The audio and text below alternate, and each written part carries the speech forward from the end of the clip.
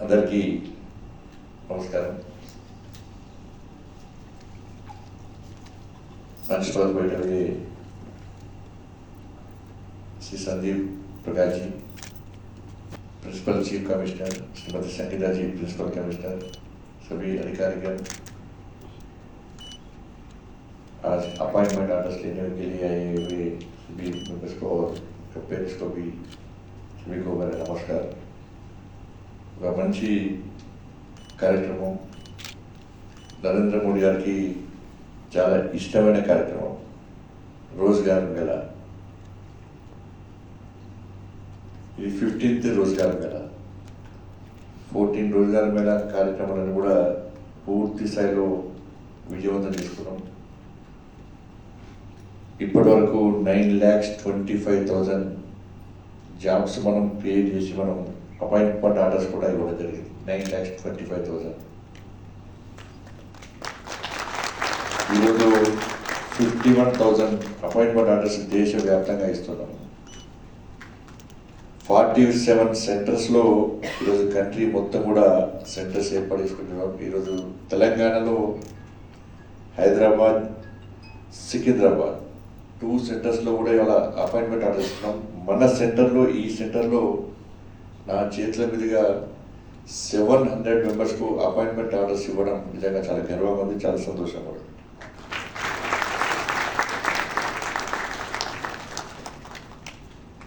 ప్రతి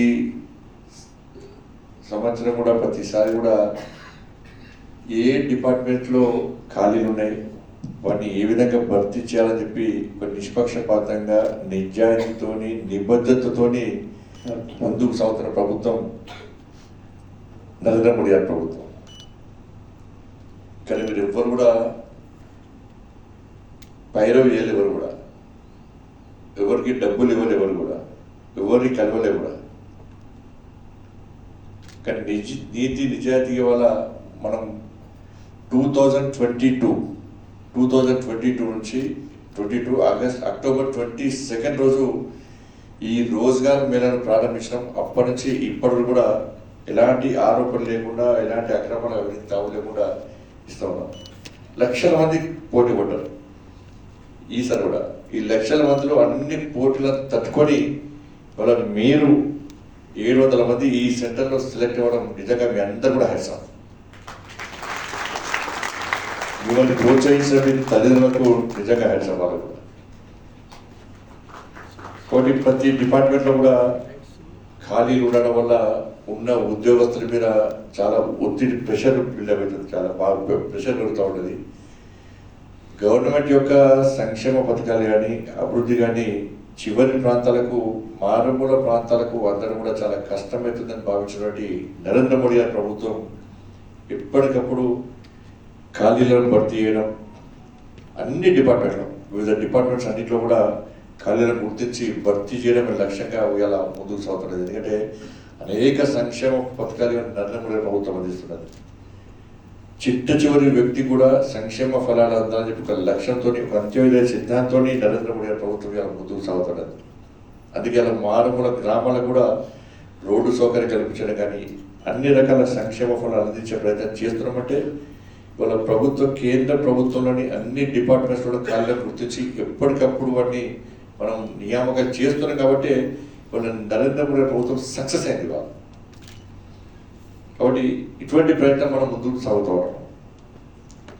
దాంతోపాటు వాళ్ళ మనకు తెలుసు కదా, make in India, startup India ద్వారా ఇవాళ ఉద్యోగాలు ఇచ్చే స్థాయికి యూత్ని తీసుకురావాలని చెప్పి ప్రోత్సహిస్తున్న ప్రభుత్వం నరేంద్ర మోడీ ప్రభుత్వం.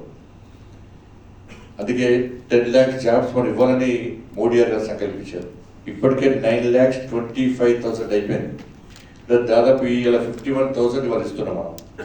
అంటే 10 lakhs దాదాపు రీచ్ అయిపోయినాం, 10 lakhs వరకు.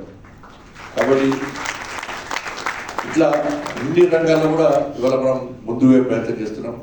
వాళ్ళ దేశం ఏ విధంగా అభివృద్ధి చెందుతుంది మనదే తెలుసు. వాళ్ళ కరోనా సమయంలో చైనా, అమెరికా లాంటి దేశాలు కూడా అన్ని రంగాల్లో నిర్విరామవుతున్న స్థితిలో ఆత్మనిర్భర్ ప్యాకేజ్ ఇచ్చి ఇవాళ 11వ స్థానం ఆర్థిక ప్రగతిలో 7th ప్లేస్ ఉన్నటువంటి ఈ భారత్ను ఇలా 5th ప్లేస్ తీసుకొచ్చింది నరేంద్ర మోడీ గారి ప్రభుత్వం. ఇంకా టూ ఇయర్స్లో 3rd ప్లేస్ తీసుకొస్తాం. 2047 ఈ దేశానికి స్వాతంత్రం వచ్చి 100 years జరుగుతున్న సందర్భంలో చైనా అమెరికాకు ధీటుగా నెంబర్ 1 స్థానానికి తీసుకురావడం లక్ష్యంతో కష్టపడి ఒక దృఢ సంకల్పంతో ముందుకు సాగుతున్న ప్రభుత్వం నరేంద్ర మోడీ గారి ప్రభుత్వం. కాబట్టి ఇటువంటి పరిస్థితుల్లో ఒక మంచి సంకల్పంతో ముందుకు సాగుతూ అనేక రకాల సంక్షేమ ఫలాలను అందిస్తున్నటువంటి మోడీ గారి ప్రభుత్వానికి మనం అందరం కూడా అండగా ఉండాల్సిన అవసరం ఉంది. ఇవాళ అనేక రకాల ఎక్కడ అవినీతికి తావు లేకుండా, ఇక్కడ అక్రమాలకు ఆస్కారం లేకుండా ఒక నిజాయితీతో పనిచేస్తున్న ప్రభుత్వం నరేంద్ర మోడీ. ఇంతవరకు ఏ విషయంలో కూడా ఎక్కడ కనీసం అవినీతి జరిగినట్టు దాగలేదు. ఇవాళ దేశంలో ప్రపంచంలో ఒక శక్తివంతమైన భారతదేశ నిర్మాణం జరగాలని చెప్పి ఒక ఆలోచనతో ముందుకు వస్తున్న ప్రభుత్వం నరేంద్ర మోడీ గారి ప్రభుత్వం.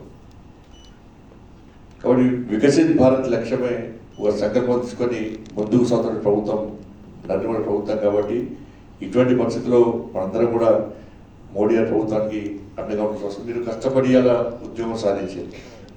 ఇలా ఉద్యోగం కేవలము ఎవ్రీ మంత్ శాలరీ వస్తుంది, నా కుటుంబ పోషణ కోసం అనే కాకుండా ఈ జాతికి ఏ విధంగా ఉపయోగపడతాం, ఈ దేశానికి ఏ విధంగా ఉపయోగపడతాం, మారుతున్న టెక్నాలజీని గుర్తించి ఉద్యోగంలో ఉన్నటువంటి మార్పులను గుర్తించి దానికి అనుగుణంగా మీరు ముందుకు సాగితే తప్పకుండా ఉద్యోగం సాగించే లక్ష్యంగా నెరవేర్చిన అవకాశం ఉంటుంది తప్ప కేవలం నా కుటుంబ